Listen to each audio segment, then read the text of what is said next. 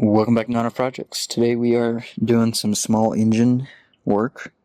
Picked these two guys up as a lot at auction for 65 bucks, I believe. Pressure washer and a generator. Both are in pretty sorry shape, so I think today we're going to dig into the generator.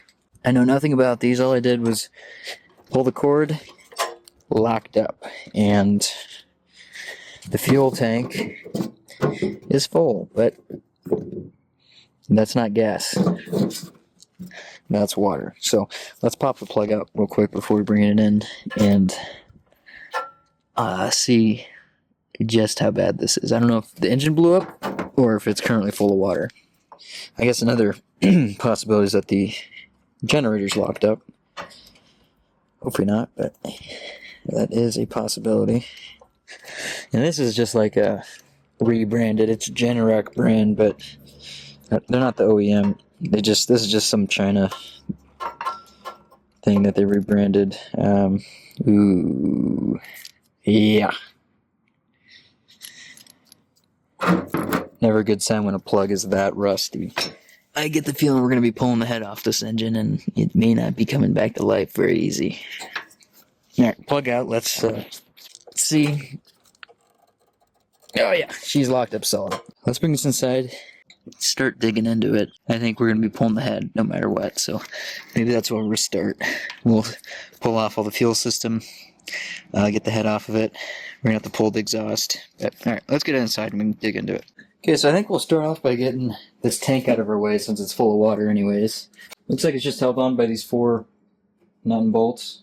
And then it's got a petcock somewhere, I'm sure. Over here in the front. So we should be able to just disconnect our fuel line here. Doesn't help that it was left in the on position. Thanks, guys. Alright, I popped the filter off and you can see, there you go. Needle seat was sticking and it just flooded the engine with water. That is awesome. It's going to be probably tough to get it unstuck. And I'm sure that carb is just chock full of junk. Look at the water that comes out when you turn it on. Yeah, just nasty rust water. That tank's probably toast, but we'll see. Might be able to clean it up. Anyways, tank should be free. Let's get those bolts out. There's be these 4 8mm. Looks like something was stacked on top of this thing, which is probably part of the reason why it flooded with water, because our cap is at the low point on top of the tank. That doesn't help. It is a pretty big generator, 7,500 watt. Has 220. That's always nice. And it does have electric start too, so. Alright, we should be free. This popped out. There we go. That opens up the situation a little bit. Big old motor. Generator. But we need to get into here. So, here's our governor setup, which is seized. Although I don't know what type of setup this has on it, but usually that should be free moving. Ooh, yeah. This motor may be a write-off. Although it kind of, actually it feels like the carb might be locked up, which would make sense. Usually on these units, though, you can get a brand new carb for almost cheaper than you get a carb kit. A lot of them are junk from the factory, and the new ones are just as junk. But we'll find out. So let's disconnect our governor here. We're going to need to get this heat shield out of our way. Looks like it's just a few more 8mm.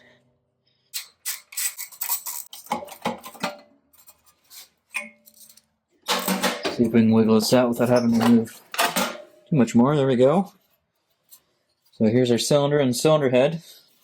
And we also have access to our exhaust flange there. But let's start by getting the carb off. Looks like it's like a 2-piece air cleaner. So we got to take out this inner portion, then we can get to the other bolt that actually holds the carburetor on there. Hey, all one size so far. So if the motor can't be saved, this whole unit's probably just a write-off. I don't know how hard it'd be to get an engine that matches the same output shaft and whatnot. I'm not sure what size this uses, but this is a fairly big motor, 13 horse. See if we can get this popped off. There we go. Oh yeah. I don't know if you guys can see in there, but she's crusty.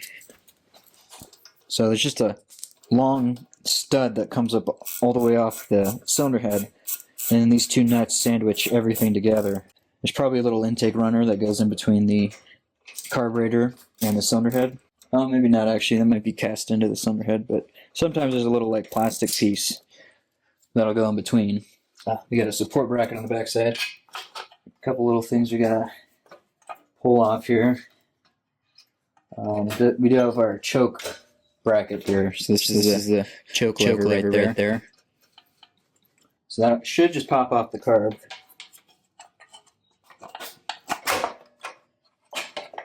There we go. Yeah, take a look inside the throat of that carb. Oof. Yeah, so the governor isn't what's seized. It's the carburetor. This is probably just trash. If the governor were seized, that would be probably the most flooded engine I'd ever seen. That'd be pretty incredible, but not so. So it looks like this carb has an electronic shutoff, as I'm guessing what that is, unless it has like two air fuel modes, like high speed mode and like a fuel saver mode. I don't know exactly, but let's just disconnect from over here. So that connector broke off. We'll get into that carb later, just as a matter of interest. Almost where we need to be. We just need to pull off the muffler here. It's just got these two bolts here. It looks like 13mm nuts. Should just grab a socket. We'll just struggle with it, I guess. Probably got to just pull the whole muffler situation out of here, but we'll see. Probably going to be easiest if we just unbolt the whole exhaust bracket so that we can slide everything away. It's a pretty big muffler. I wonder how quiet it really gets. I don't know what year this is. I was just thinking about that. Probably the early to mid 2000s, I would think. This is probably something that like Home Depot or Lowe's sold. That would be my guess. Alright, there we go. Pretty big muffler. It's almost as big as a car muffler. Probably quiets it down quite a bit. Got a couple bolts over here. I think once we undo those, we should be pretty much golden. Looks like the nut's missing for the handle. Alright, let's see what that did. Oh yeah. Right out of there. Alright, now we're getting to somewhere. So we can pull our valve cover. I don't think we're going to see anything in there, but actually you may have the head bolts in there now. I'm thinking about it. So obviously this is an overhead valve engine, so we're going to have a couple push rods in here. Yeah, so those are head bolts.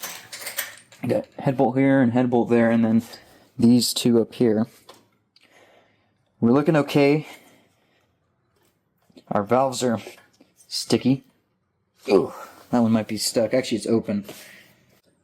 Actually, well, first of all, it's a little loose. That might be a little past the spec on the valve clearance, but the intake valve is actually closed. So, kind of interesting that water made it in there. I guess if it sits long enough, right? So let's zip those head bolts off and take in the full situation. I'm assuming this motor is like a Honda clone. I don't know for sure.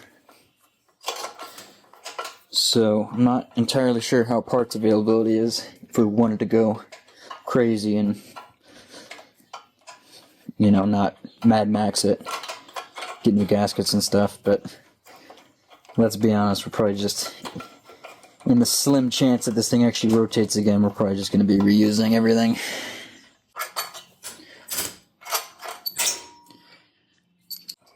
There we go. Alright, place your bets on how stuck this is going to be. Oh, not at all. Okay. Still hung up on... Oh, there's one more bolt here for the tin. Ooh, I can already see it. It's not good. Alright, get a couple push rods there. Our valves, not good. We could probably lap them and make them work, but this is the bigger issue. Woof. Yeah, that is rough. Yeah. And actually, now that I'm looking at it, the cylinder's integral to the block. It doesn't pop off. So, yeah, that is rough. Well, what we can do is we can get a wood block and start hammering a little bit. We'll spray it down. I don't have a whole lot of hope, but sometimes you can hone this up and it might run okay, burn some oil, but that's pretty bad. Let me get you in nice and close. It's pretty pitted, so yeah, I don't know about that. We'll find out. Let's see if we can get it to rotate at least. Right, spray it down with some WD.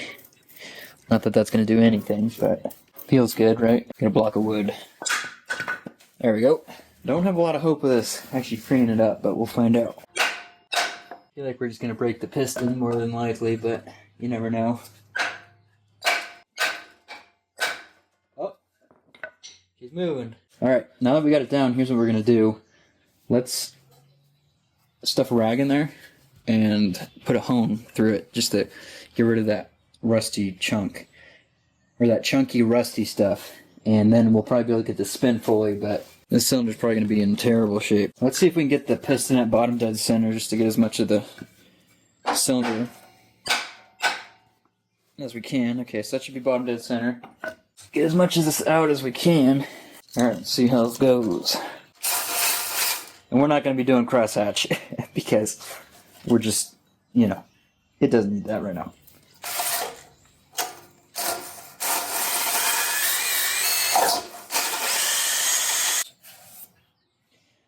Ooh, man, that's chunky. Alright, keep going, I guess. Battery's dead. Let's see if it'll rotate.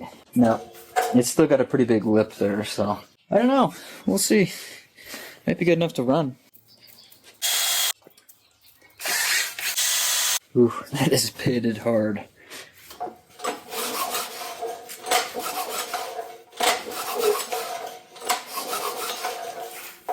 Rotates at least now. Alright, let me get you in here so you can see. Yeah, so that's some pretty good pits.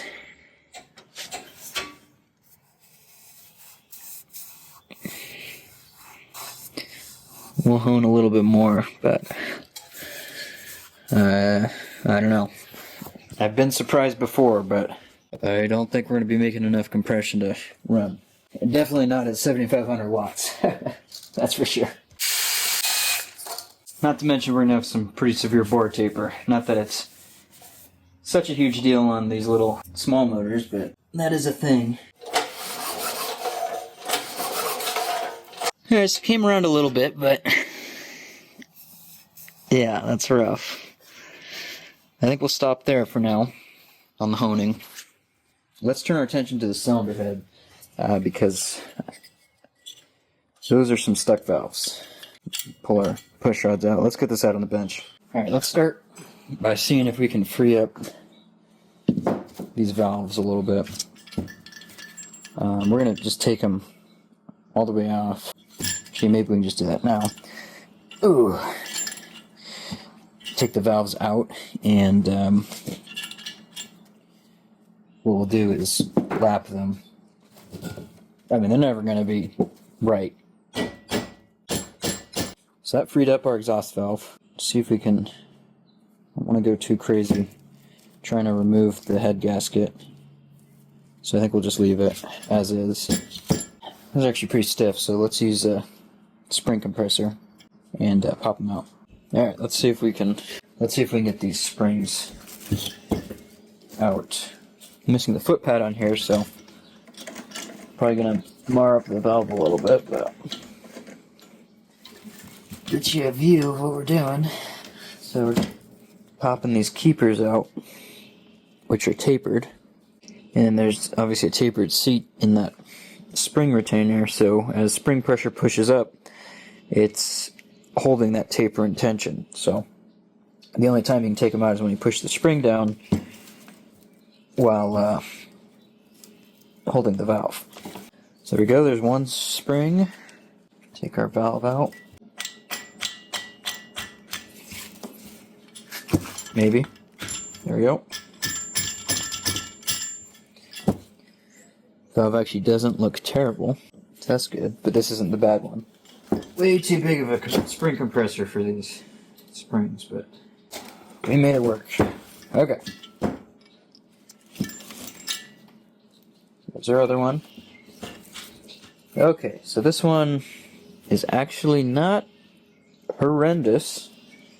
The port obviously has a whole bunch of junk in it. So what I'm going to do is inhale whatever the stuff is. Okay.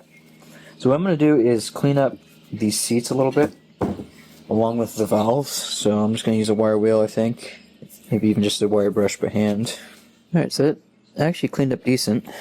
We'll give it a quick lap after I clean this one up. Clean it up on this side. Use a little bit of Scotch-Brite maybe. Lap these in just a little bit.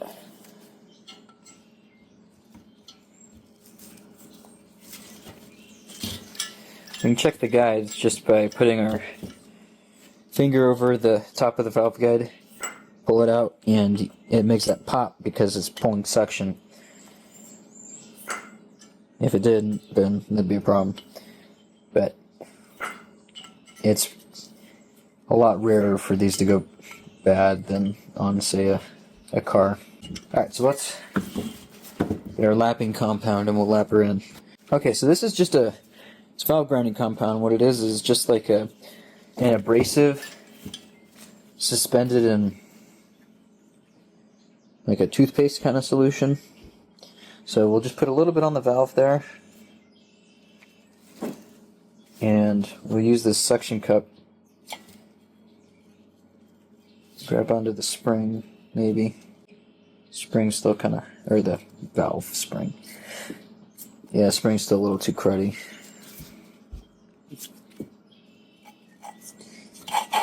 There we go.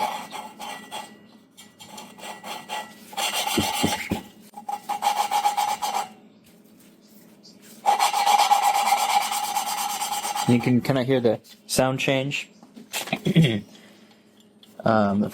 That's when you lift up the valve, seat it back down, and that kind of pulls some of the compound back in between the seat and the valve.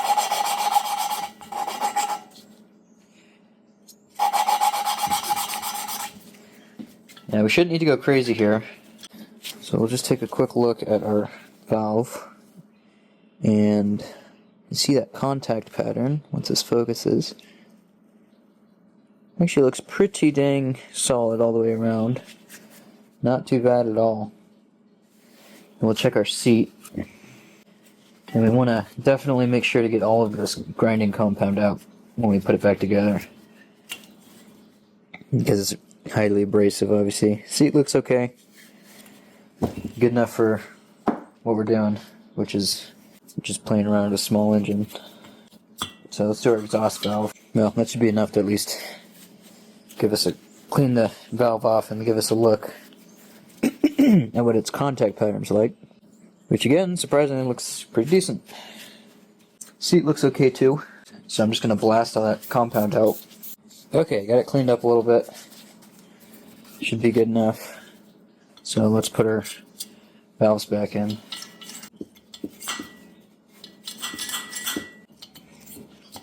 And then we'll just slip our spring and retainer in.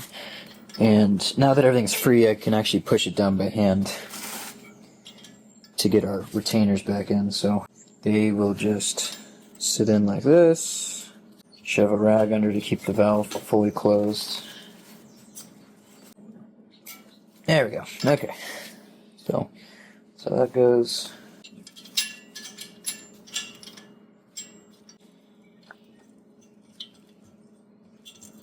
And there's number 2. Then we've got these little caps on here that kind of act like lifters, sort of. Well, not really. They're on the other end of the system, but there we go. And I think that should be pretty good. I guess let's put it back on and see what we get for compression. No, I'm not gonna scrape any gasket material off. Just gonna make sure any of the WD honing stuff is off. Then let's throw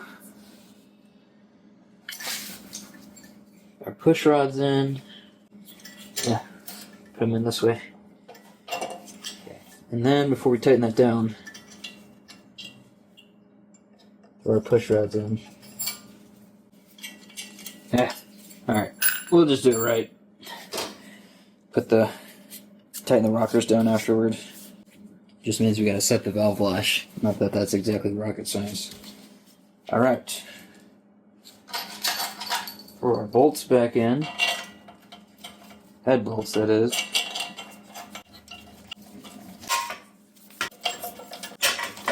Snug these all up. We're just checking compression, so we don't need to actually torque them or anything. Ooh, I need a wrench. We got lock nuts on these, so it looks like they've never been adjusted. Just because the factory Loctite is still there. There we go. Okay, now we can loosen these all the way up. Throw our push rod down. Just making sure the push rod's in the lifter. Okay, so to adjust these, first we'll start by just snugging them down. We'll go to where one valve is at max lift. So right now our exhaust valve is at max lift. Then we'll adjust the intake. And I gotta look up what the spec is, so I'm gonna check that real quick and then we'll use a feeler gauge to tighten it down. Okay, so it looks like the spec is 6 thousandths and 8 thousandths, where the looser spec is on the exhaust. Since the exhaust valve gets hotter, it expands more, and therefore you need more valve clearance to start with. So that's 6 on the intake. Then we just tighten the lock nut into the adjuster. We'll double check. That tightened up, so we gotta loosen it. Okay. So now our intake's at max lift, which means our exhaust is on the base circle of the cam. So we'll set that to 8 thousandths, which is just when we start getting drag. I feel like everybody kind of reads feeler gauges different, but on something like this, it's far from critical. No, not really. Really tightened up. Okay, there we go. Now, moment of truth, I'm going to put my finger over here, our spark plug hole. I'm going to crank it over and we'll see what kind of compression we get. Not a scientific test in the slightest, but...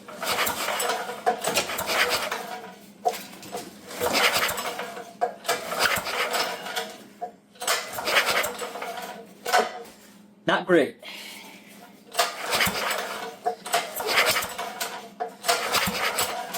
Well, I mean, it might go. I don't know if this has a decompression valve or not. If it does, it's on the cam, like internal to the engine. Maybe let's hook up a battery real quick and use the starter, spin it over. Okay, got a jump pack hooked up here. Let's turn our key, which actually I don't even think I've shown you our instrument panel here. So here it is. Got one 120 20 amp circuit, a 25 amp circuit, and then, whoops, our 240 volt circuit. So also came with the keys, which is pretty cool. Okay, so that works. Alright, put you up on the stand, and let's see.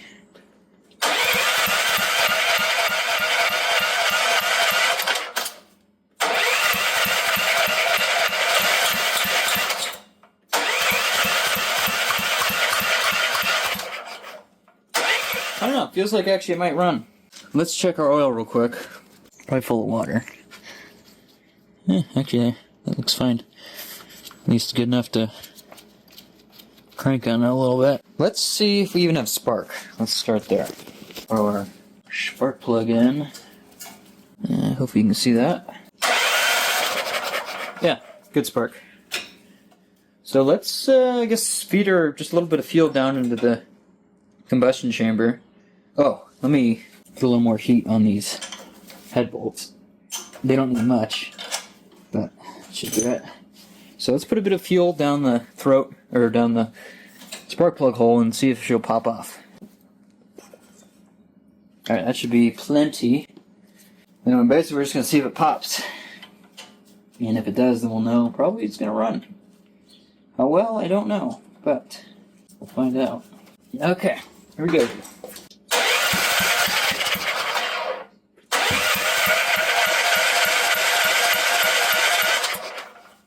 We can run the plug a little bit. Tighten it up with a wrench. Gonna drip a little bit down the throat.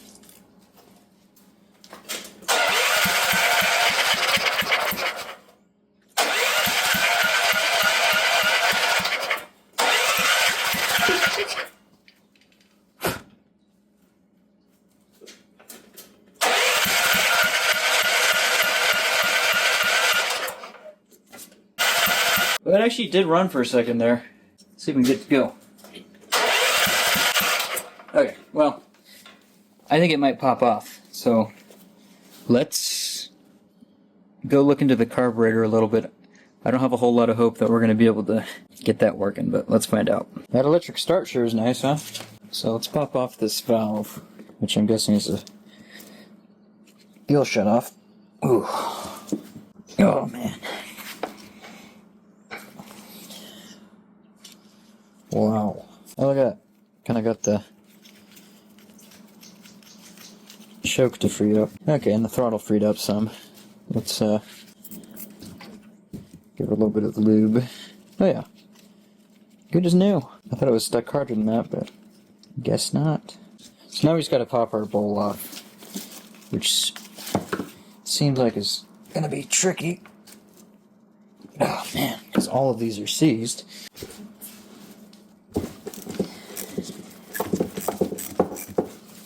Okay, so here's our bowl drain. See if anything comes out. Oh yeah. Nice rust water. That's awesome. Okay. Now back to this. Ooh. Might need the impact thing. Man. They're already camming out pretty hard, so hopefully heat will free them up. Man, okay. Those are majorly stuck. Oh, look at that. There's actually a Japanese carb.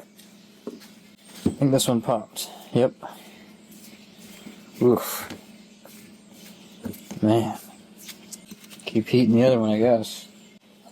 Okay, that one came out too, finally. By the skin of our teeth. Alright, so this should come out now. Just like that. So this has a little needle that it can retract. And it looks like it's got a little O-ring in there. So we need to take that nut off.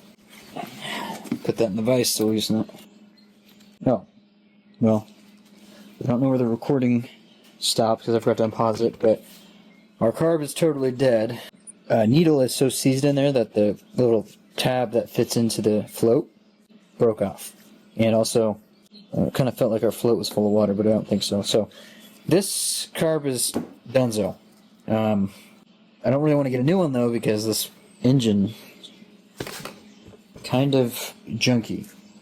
And so I popped the plug out, and I saw we're actually leaking around the head gasket still.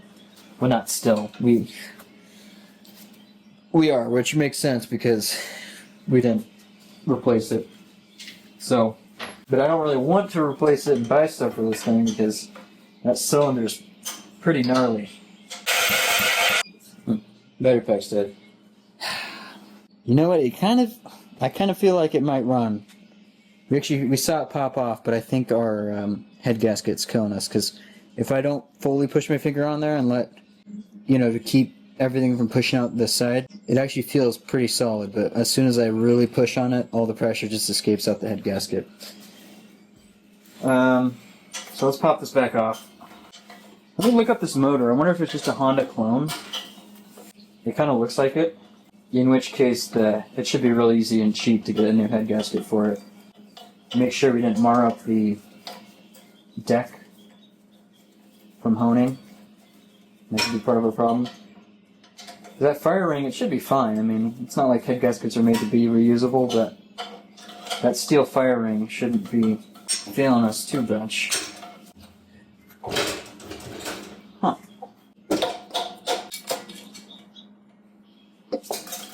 Yeah, so our deck looks fine. Our gasket, I think, just donezo. But, I don't know, let me look up this motor. I think this might be a Honda clone. So, like I figured, this is a Honda clone. It's specifically a Honda GX389 clone. So, here's the original head gasket, and this is a Honda, well, obviously it's not genuine Honda, but Honda GX389 head gasket, and it's basically exactly the same. So, I'm going to clean up both our cylinder head surface and our deck surface. I'll get this in and we'll torque it and see what kind of compression we get. Alright, got it cleaned up decent enough. So we'll get our dowel pins in.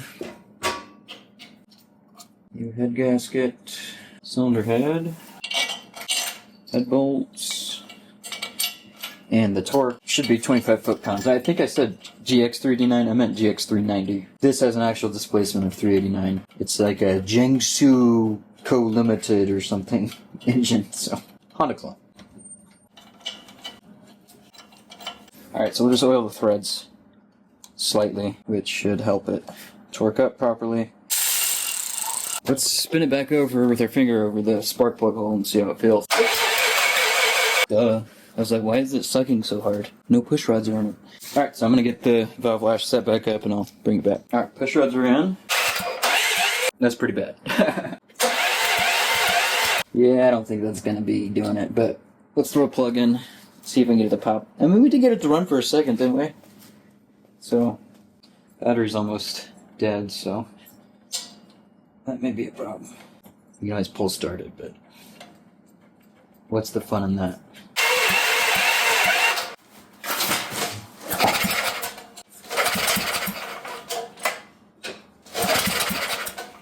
Almost. Alright, let me hook up a real battery. Give ourselves a little bit better chance.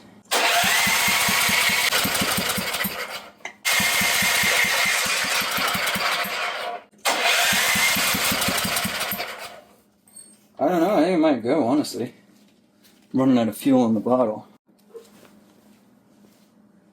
Alright, one more go.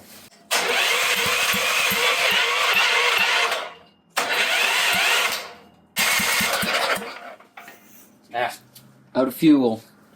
But, well, I don't know, it was popping off. I think if I actually had a steady stream of fuel for it, it would run. Alright, so I picked up a new carb because it was like stupidly cheap. It was like $10 or something. And this seems to maybe have the potential to run, so worst case, not out that much. So I'm going to bolt this on, and I guess we'll find out. And I think for now we'll just throw a couple nuts on it. We don't need to put the entire air cleaner setup on. Even came with a new section of fuel line. Probably a piece of junk that, rots out in like a week, but for now what we'll do is we'll just fill up the bowl through here, and that should give us plenty of runtime. So I'm going to go grab some fuel. We'll fill the bowl up. And I think we probably need to turn or plug this in, because that may shut our fuel off. I don't know which way it works. If it's normally closed, normally open. It's probably normally closed. So I just shoved that in because we broke that one plug end off. For now, I can just jumper wire it or whatever. Yeah, I'm gonna go grab some fuel and we'll see what happens. Put our spark plug in, and like I said, I'm just gonna fill the bowl through this fuel line. Hopefully not make too big of a mess. And we can just manually operate our choke and throttle for now. Yeah, so let's give her a crank. Got the battery charged up.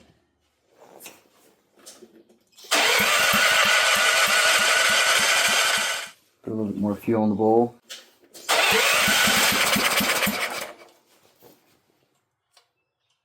See if we can get a little bit more crank on it. Speed it up a bit.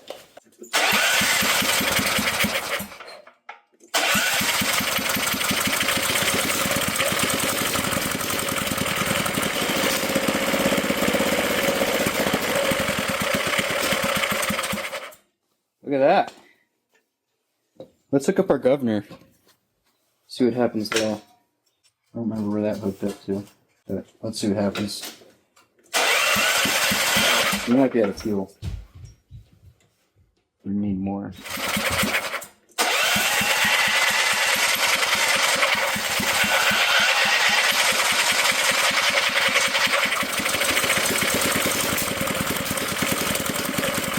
Look at that. I can't believe it actually ran. Let's throw our valve cover on so we... Oh yeah, I made a big mess, splattering oil everywhere. Nice. Throw the gasket on. Okay. Let's tighten our spark plug up. Let's see. I guess we could throw our exhaust on. Might as well. Just quiet it down a little bit. Not put the whole thing on yet, but let the muffler on. Alright, let's fill up the bowl again. Give it another go. That should do it, I think. Let's see what happens.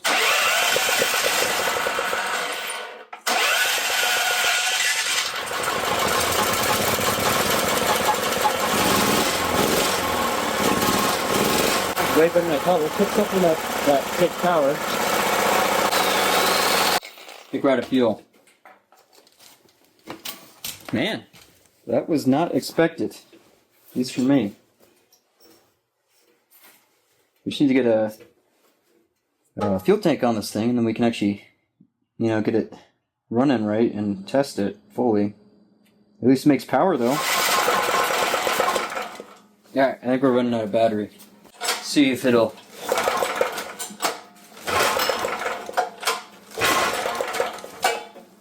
It's probably hopeless trying to pull start this thing because I bet you it needs to get up some speed before it builds compression very well. Got a real battery on it now. See if that makes a difference.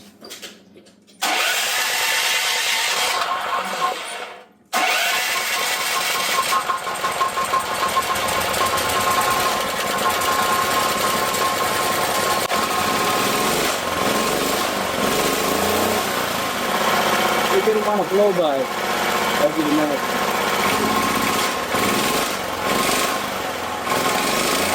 You can get a space heater or something really good up. Got some kind of issue. It doesn't seem to be revving up like it's supposed to be, probably because of our governor setup or lack of.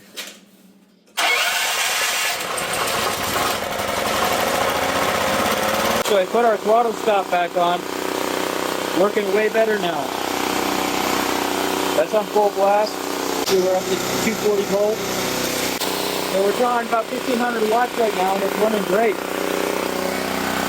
I thought for sure this was just going to be an hot box, but look at it, running awesome. Let's melt it and keep running out of fuel.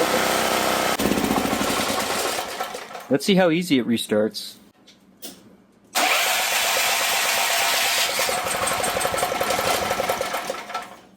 Yeah. Not too hard. Robots calm down a little bit. Wow, that's kind of unbelievable. I mean, you saw how bad that cylinder was. Completely seized up motor, and now it's running pretty dang good. Wow. Alright, well, maybe what I'll do is I'll button it back up, and I think probably the rest of the work is just going to be on our fuel tank. Hopefully it's savable. We'll just, put a bunch of bolts and washers in there, fill it up with water, and shake it around until we get most of the chunky stuff out, and then we'll throw a fuel filter in line and call her good. Yeah, I mean, I'm kind of at a loss for words on this thing. Definitely not something I'd feel comfortable selling, given how crappy that cylinder is, but hey, it's a good piece of kit to have around. So yeah, I'm gonna button this back up, and then we'll turn our attention to the fuel tank. Alright, let's see what comes out of here.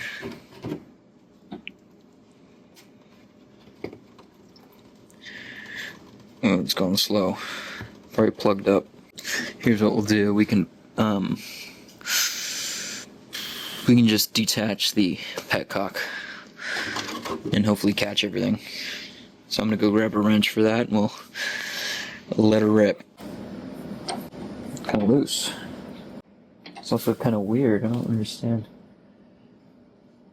Is the whole thing on thread?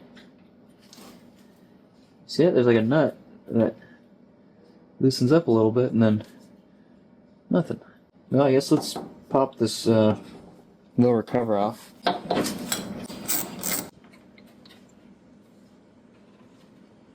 Okay.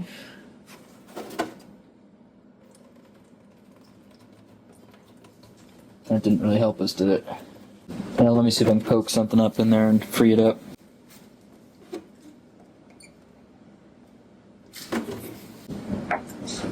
Very weird. I'm guessing this whole thing is threaded. Maybe we just throw a wrench on it and try to unthread it.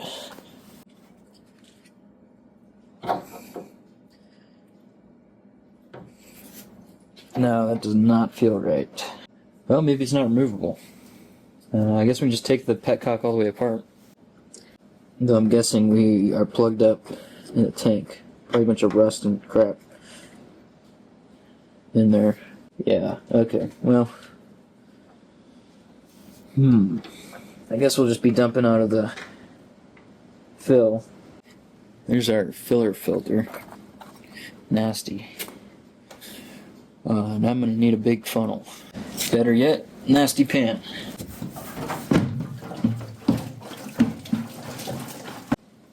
Problem is, it's like I mean, you know, fuel tanks are, they have a little bit of a baffle right here to prevent sloshing out, which is not in our benefit here. We could take this out, the gauge.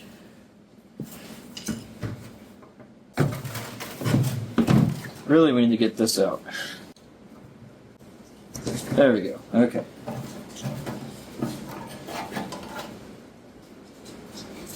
I don't think this was going to be working.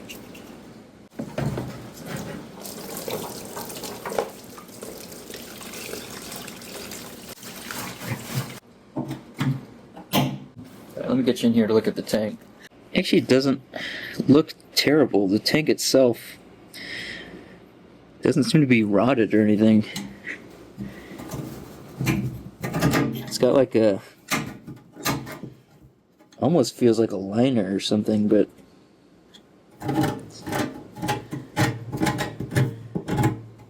don't know, maybe it's just where that anti-rust coating broke through and that's where it's rusty, I don't know. But I think what I'll do now... yeah, see, it doesn't look horrendous. What I'm going to do now is put a bunch of bolts and nuts and stuff in here, fill it up with water a few times, just keep shaking it around until I can dislodge all the loose stuff, and once the water that comes out is pretty clear, I'll let it air dry and then we should be ready to put fuel in it. Obviously the cap isn't sealing right, so we'll have to keep that in mind, not let it sit outside in the rain.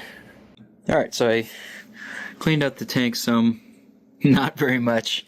I got as much of the loose crap I could get out as possible, but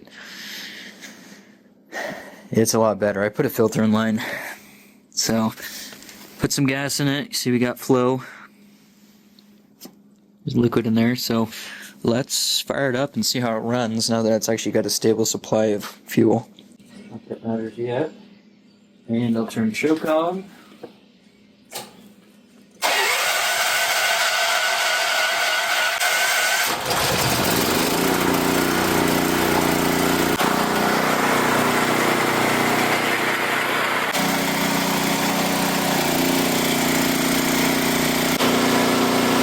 Okay, that runs surprisingly awesome. It doesn't even smoke or anything. I cannot believe it. I mean, not very long ago this was seized up solid. Obviously we're not testing it at the max power. I don't have any 240 volt stuff with that plug, so we're not going to be able to reach the max draw here. But, you know, that's 1500 watt and then drills nothing. But at least run stuff.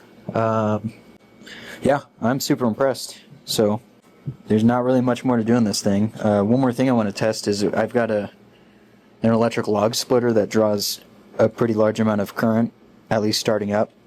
It's like an electric hydraulic splitter for wood splitting, obviously.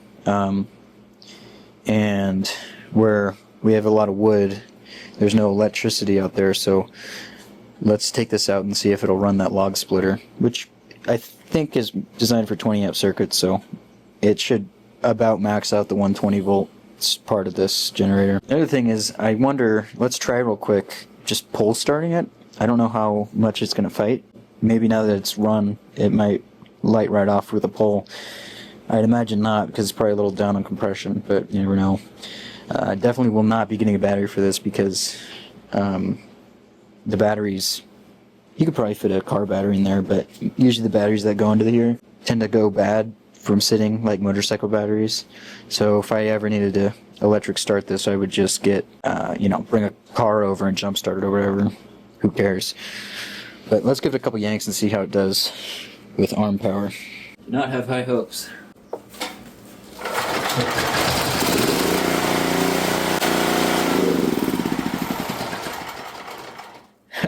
Okay, that's crazy. First pull. Cannot complain about that. That's pretty awesome.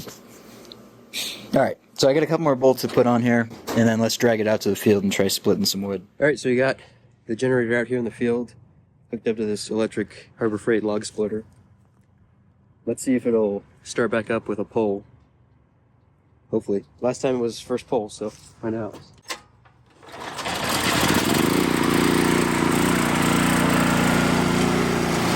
I don't know what this plug does.